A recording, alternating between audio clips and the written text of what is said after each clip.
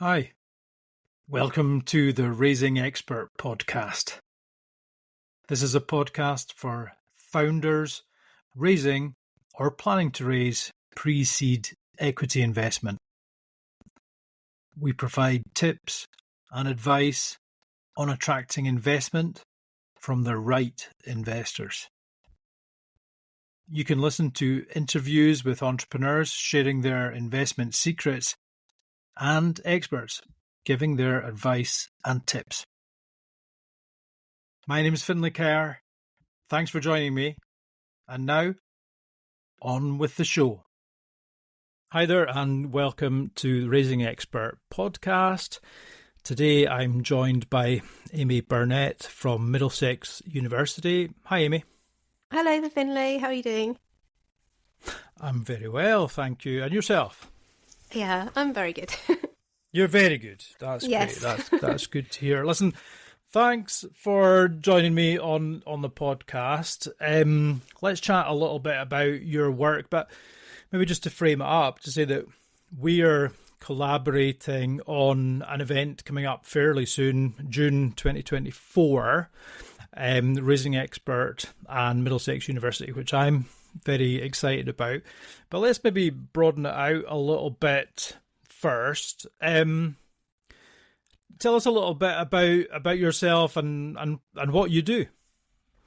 Right, so I have been with Middlesex University now for a couple of years, the Centre for Enterprise, Environment and Development Research, or CEEDR, as we call ourselves. And CEEDR is a really nice department. It's a research department, and we look at all sorts of things ranging from particularly SMEs in relation to enterprise, but also kind of place-based development, the voluntary and community and social enterprise sector, the role of green finance in innovation, and also what it means to kind of have good working practices as well. So it's a really nice kind of blend of an interface between investment, enterprise, SMEs and entrepreneurship, as well as the principles of what constitutes good economic development. And for me in particular, I'm interested in bringing in the role of planning because I have got a background also looking very much at kind of like the politics of planning and municipal and community-based planning, neighbourhood planning, things like that. So for me, I just think it's really good because planning has got such a big role to play in that kind of bridging where employment sites are located, what kind of principles should be applied. Like, are we talking about kind of growth focused development, or are we trying to look for something a little bit new, a little bit different that can incorporate these kind of nature positive principles that we're trying to encourage through the pitching event that we're going to run and the readiness coaching around that. So I think it's just a great kind of blend of lots of different sectors that can kind of come in, and we can use the kind of lens of nature positive principles to think, well, how can we work together, for the common good, for the benefit of sustainable enterprise, sustainable prosperity, and also like empower entrepreneurs and financiers to kind of think about things a bit differently through the metrics that they're using of what that means to them. That's brilliant. I think I've told you before, I'm not sure if I've really unpacked this with listeners before. I did 7.5 years in economic development, and the department that we were in was the wider department was planning and regeneration. So I'm totally with you on how important planning is and how that then joins up with policy and connects with the work that you're doing and the work that I'm doing. And it's really powerful, but for me, it has to be quite joined up. And I think that's one of the exciting things about this partnership here, that we're working across different disciplines, if you like. And have you been, you mentioned planning there. Do you come from then an academic background? Is that mostly where your career has been? So I've done lots of different things, really. So I've always been kind of interested in the kind of politics of placemaking, but I didn't necessarily know what career that would actually mean for me, as I was growing up. So I've kind of done stuff in Africa and Brazil around international development, decentralization, community-based projects, working for different NGOs. I have also been involved in various environmental groups, particularly interested in the kind of new economic thinking of the transition town movement, and supported community enterprises such as community land trusts and community energy groups where I've lived before, and particularly interested in the idea about regenerative positive principles and how they could be interlinked with the procurement process and kind of enable that community wealth building angle on everything. So they're the kind of like central themes that undercut what I do. And I've also got a background in, understanding the metrics and the impact of all of this through monitoring and evaluation, accountability and learning lens. And that was something that I picked up working from Save the Children. They use this acronym called MEAL, as in monitoring, evaluation, accountability and learning, because often people talk about monitoring and evaluation, but it's that real accountability and the cycle of learning. And that kind of thinking helped to reinforce this idea of positive principles that we can continually apply in a reflexive way. So when we're looking at things like the Task Force for Nature-Related Financial Disclosures, which has got some indicators which are suggested to be implemented, particularly more around the corporates, but also very much the investor network and how to kind of drive nature positive principles. So through the use of these kind of indicators, having this kind of culture of reflexivity is really, really important, because then you can enhance the quality of your interactions with your supply chains, other financiers, government, that kind of intersection that you were just talking about, and the role of like kind of economic development as a kind of bridge. And so that's how that kind of governance angle can be really important as well. That's brilliant. What fantastic experience, to bring from another sector, but also, working in these different territories. That's fascinating. We maybe don't have time to unpack all that. Another time we'll grab a coffee and you can tell me some of your stories about your travels. I look forward to that.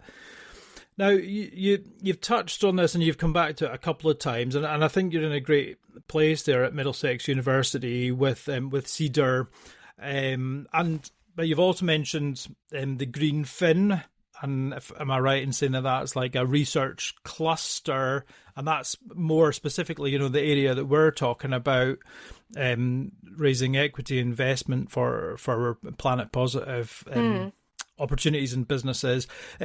Tell us a little bit more about that. Just describe what GreenFin is and does, please. Mm-hmm. So the research clusters at the university, they're kind of like interdisciplinary, and although it was set up within the business school, it does invite membership from across the university who are interested in GreenFin. So what is GreenFin? Well, the strapline for GreenFin, the research cluster, is sustainable financial growth for clean tech and health tech startups. So it's basically looking around how the role of finance can support clean and renewable energy, but also, green has obviously got that nature positive angle. So basically anything to do with the role of investment, when that could be public or private. And, particularly from my angle, I'm really interested in the kind of community finance aspect of it, and how green finance can, again, like bridge that interface with placemaking and planning, and it kind of enable like a localized investment ecosystem. So you're not just dependent on, the far-flung investor or the central government. It's kind of really rooted in local need and circulating the role of, positive investment. And that's actually locally defined and allocated as well.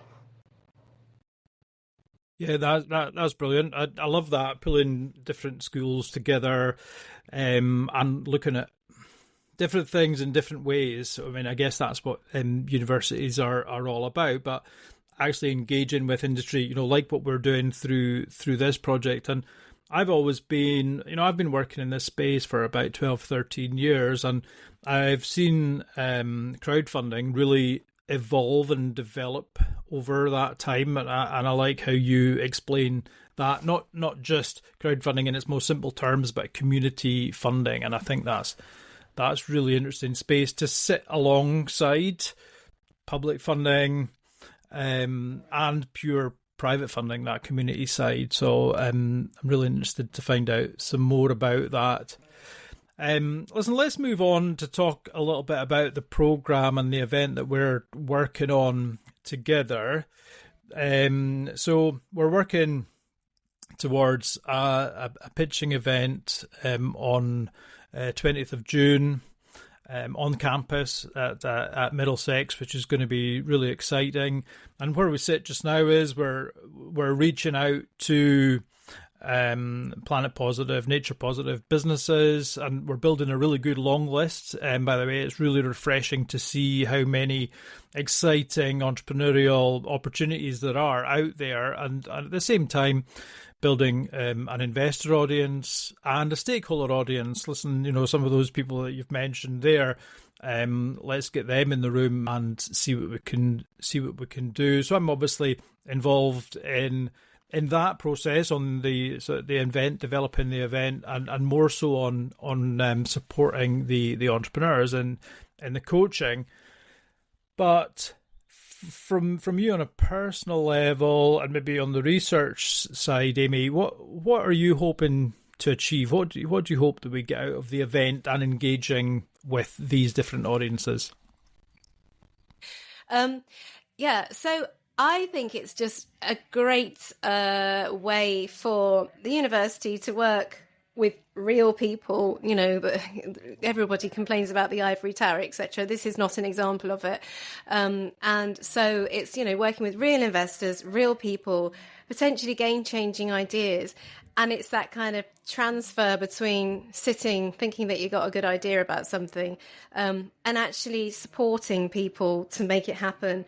And not only kind of making them think that they can do it, but actually giving them the skills and the mentorship and the kind of coaching with a cohort of other people, so that they feel that they're kind of like in it together. So hopefully it can be quite a transformative experience for the entrepreneurs, but also really kind of making it clear what are the needs and the gaps, and complementing the toolkit that we're developing for the SME Nature Positive Finance Project, which is part of the Integrating Finance and Biodiversity programme, which is itself funded by the Natural Environment Research Council and Innovate UK. So we are really grateful to them for this funding, because we're now in the kind of second phase of it, and it's really helping us to consolidate stuff like this. It's not just doing research. Now we're actually kind of testing, applying, co-developing, and who knows where it's going to lead, because it's having those conversations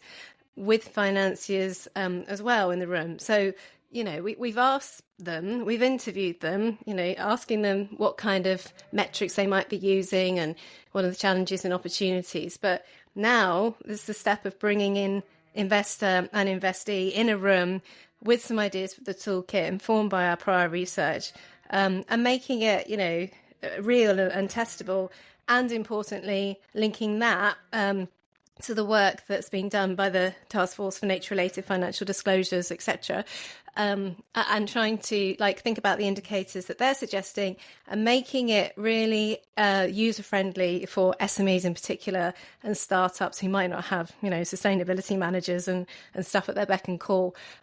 So it's just a really great opportunity to be action-focused and hopefully have some really transformative outcomes for the actual people taking part, and then linking that into these more formalised processes such as the TNFD.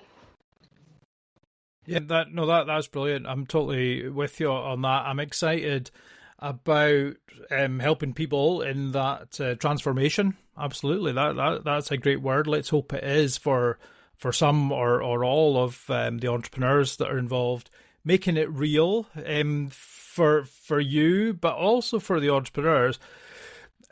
Slight criticism, and that's probably too strong a word. I see quite a lot of this activity in a kind of business competition or pitching to a panel. And my personal preference is to make it real at the appropriate time. Listen, people have to go through a training and there has to be the preparation. And then it's like, well, let's see. And the real test is to actually pitch the idea to investors who are investing their money or money that they manage. Maybe just a quick note on angel investing. Hopefully a lot of people that we get in the room bring a lot more than just finance. It's not just about money, that we can bring more support, experience, contacts. And we're definitely trying really hard to get the right audience in a kind of, to be aligned with, your ethos and that of the businesses. So that makes it really exciting.